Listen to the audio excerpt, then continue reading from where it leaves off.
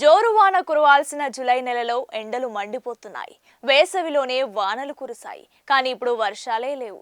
సమయానికంటే ముందుగానే నైరుతి రుతుపవనాలు తెలుగు రాష్ట్రాలను తాకినా గత కొద్ది రోజులుగా అవి మందగించాయి. అందుకే గడిచిన వారం రోజుల నుంచి అటు ఏపీ ఇటు తెలంగాణలో భిన్నమైన వాతావరణ పరిస్థితులు ఏర్పడ్డాయి.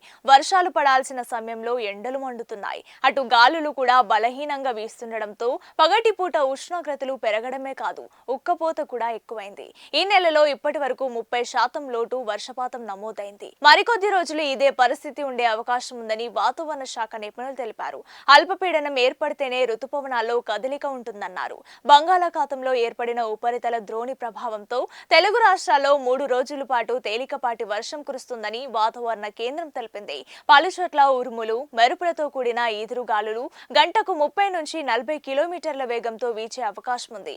ప్రజలంతా కూడా అప్రమత్తంగా ఉండాలని అధికారులు సూచించారు.